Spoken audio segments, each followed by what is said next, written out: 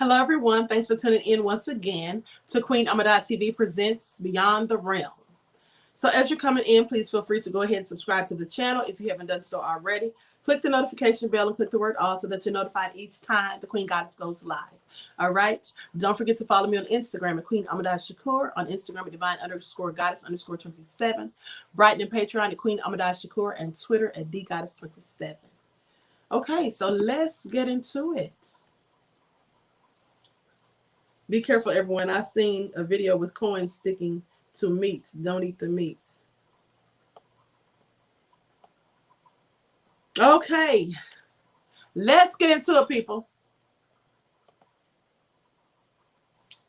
Now, this, as I said, is 3 true ghost stories. All right. These spooky tales will make you feel like you're out in the backwoods at a campfire almost. Okay. The Ghost of Oxford Milford Road is the first one. Now, when Brad Culp was a student at Miami University in Oxford, Ohio, there was a rumor that the town was one of the most haunted places in America.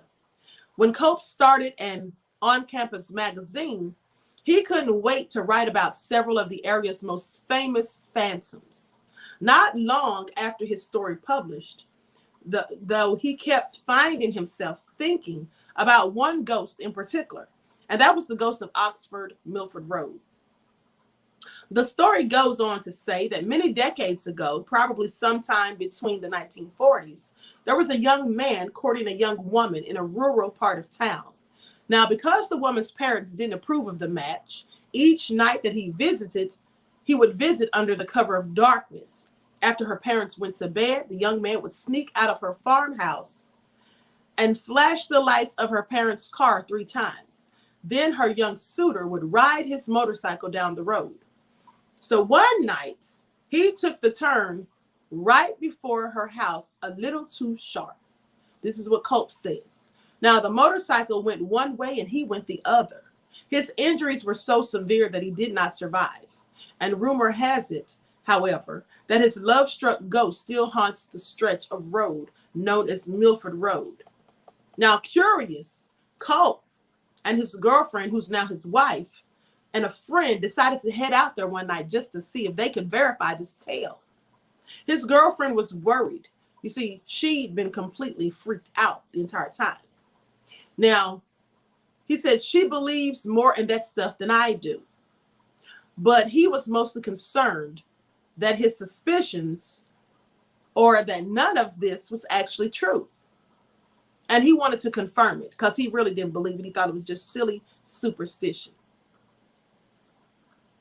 So anyway, it goes on to say, on this particular night, as Culp passed the abandoned farm, an idea came to him, and he pitched it to his girlfriend. How could she say no? How could she not agree with him?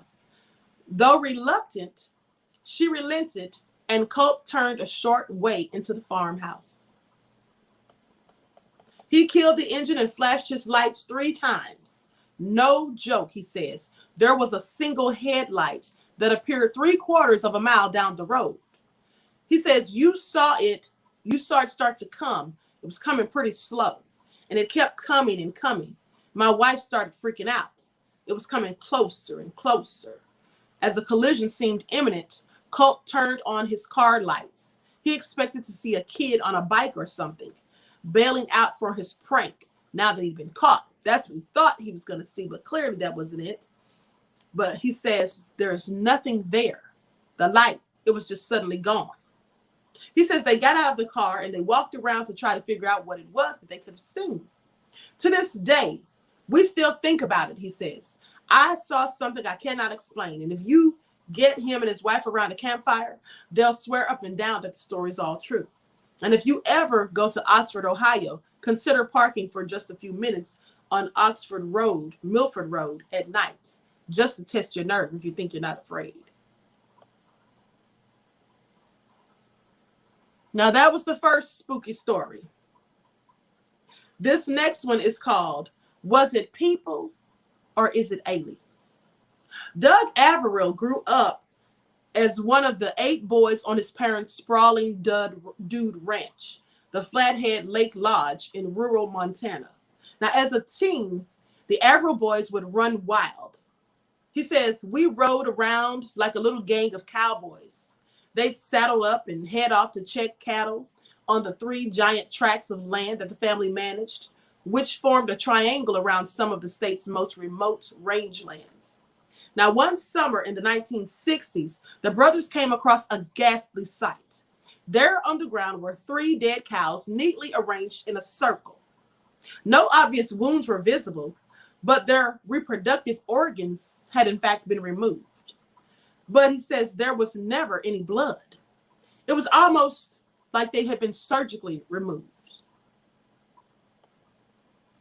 Now, during this decade, America has been very obsessed with aliens, right? And write-ups in the local newspapers posted that perhaps this was the work of extraterrestrials. Because remember, in the 60s, there was a lot of talk about UFOs and aliens and all that stuff, right? Now, people mused that aliens had taken the reproductive organs for testing. But one day, Averill and his friends came across a lance in their path. Attached to it was a cryptic note with a threatening message that read, that's when he says that's when he thought, it's got to be people doing this. Because he read this message, right? And it was very threatening. Now, he said, then things got really strange. Over the next few days, a series of odd events happened to unfold. First, the brothers stopped in at a local bar to grab a burger, leaving their horses in the back of a stock truck. Now, the horses were packed in tightly, and the Averills were only gone for a few moments, they say. When they came back, the horses packed in the middle of the truck had mysteriously been taken out with no signs of a struggle. He says, we had no idea how they possibly could have gotten the horses unloaded without unloading all the others, he said. Now, the next day, a new wrangler on the ranch fell off his horse and was badly injured. They'd all been riding together, but not a single other member of the crew saw the accident. No one saw him fall and hurt himself. He says, it was the weirdest thing. The man's injuries were so severe that he was left permanently disabled, but yet nobody saw this happen right in front of them. Finally, the last terrible thing that happened, an old camp cook drove out to meet the brothers and ride for a day. But when he arrived, the tailgate on his stock truck had somehow gone missing, even though it had been there when he'd loaded up. His horse, Betsy, had fallen off of the truck and been dragged behind the vehicle for who knows how long. They had to put her down on the spot. Now, he says, to be honest, it just killed him to see what had happened to Betsy. We probably should have put him down too. This is what Averill says. Those 3 events were just boom, boom, boom. 3 things in a row that were so weird and all tied together because they were right after we saw the spear, he remembers. 3 things like the 3 dead cows left in the circle. Now, Averill used to tell the stories from that summer around the campfire quite a bit. But over the years, he's gotten new stories, and so they've been shifted out of rotation. Besides, they're awfully grim. But he recently got a call about a downed buffalo or a bull. It was out in one of the most remote parts of his ranch.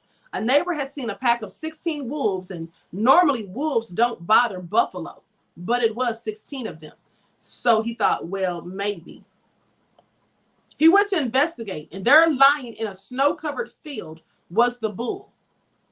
But there was no bullet holes or teeth marks or gashes on its corpse. Even stranger, scavenging animals and birds hadn't even touched it. He says not even the buzzards, which is really unusual, he thought. One other thing was amiss. Its reproductive organs were gone, just like the cattle in the first part. Now, there wasn't a single footprint in the snow around it, and anywhere along the mile-long walk into the ranch from the nearest road. Now, if you ask Averill whether he thinks dealing with aliens, he's dealing with aliens or humans, he'd tell you that he's pretty sure it's humans. but I'd rather say it's aliens. Now, after that summer back in the 60s, seeing what humans were capable of, he'd pick the aliens any day, is what he says. So I don't know what that was, but it sounds like aliens to me. I mean, if you all saw that movie Signs, and if you've read the stories about people in the UK that said they woke up one morning and there were dead cattle everywhere in different people's farms, and they all had like a hole drilled into the center of their foreheads, and all of the blood had been drained from the bodies, and the organs were removed. And it was done with surgical precision. And there was no splatter of blood and drops of blood just everywhere. It was just all done very neatly. Sounded like to me that it was something extraterrestrial. That's just my guess. Now, the last one is the ghost of La Parca Ski Resort. Throughout Latin America, you'll hear variations of the story of La Llorona, the wailing woman. Sometimes she's lost her husband. Sometimes she's lost her children. Sometimes it's both. But in La Parva, a ski spot in the Chilean Andes, the wailing woman is named Lola, and everyone in the area swears they knew her before she died. Now, a local restaurant owner said he dated her. Pro skier Drew Tabak said, adding that the ski patroller he heard the story from pointed to the exact hut where this tale takes place. The story starts on a nice day in peak ski season. Lola and her young son plan to spend the day on the slopes. They say, as can happen in the Andes, a thick fog arose from the valley, which often precedes the arrival of a real storm. Now, the clouds enveloped the two as they were making their way down from the top of the mountain, and they lost contact with one another. Desperate to find her son, Lola began screaming his name as she ran through the thick fog. Unable to see clearly, she stumbled down a steep slope and began sliding towards a rocky couloir. They say by chance, a local lift operator who was returning to his cabin came across her body. He was afraid she was dead, but upon closer inspection, he found that she was still alive, but just barely. Her body was covered in lacerations from sharp rocks, and the only word she said in the faintest whisper was her son's name. The lift operator worked to carefully pull her body to his cabin, which was just up the hill. He bandaged her cuts as best he could and then ran to fetch the doctor. Together, the doctor and lift operator made their way back to his huts, the fog hanging thickly in the air at the time. When they arrived, though, the bed was empty. Just the bloody sheets remained. Neither the woman nor her son were ever found, but locals have reported hearing her wail for her child whenever they go near the lift operator's cabin. And here's the thing. Tabak does not believe in ghosts. Something, however, changes when he arrives in Chile each winter. Maybe it's the fact that from La Parva, you can see the Cerro El Plomo and Incan child sacrifice sites. Maybe it's because Tabak has simply read so many magical realism books by authors like Juan Rulfo and Gabriel Garcia Marquez. But sitting alone in his cabin in the Andes with the wind whipping and the candles flickering, he swears that every now and then he just can't tell if what he's hearing is a woman or whispers in the wind. Whew. Now that was spooky. That sounds really scary, I tell you. Okay? Oh, that sounds real crazy. Okay? I'm going to need a nightlight to sleep.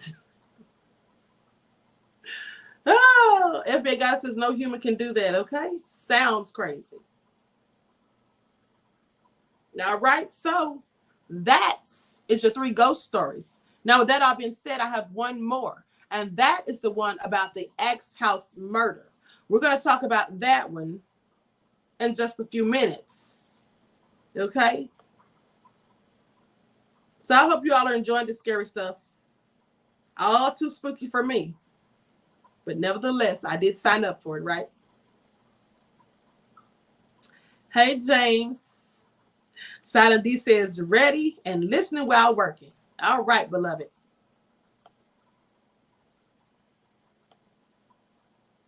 Hold on. I'm trying to see where my chat went.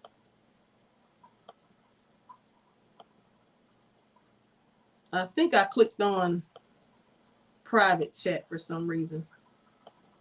Okay, there we go. Okay, so with that all being said, thank you, Nathalie. So with that all being said, I'm going to conclude this broadcast, and I'm going to be coming right back. Now, let me see what time I have the next one scheduled for. 9:45.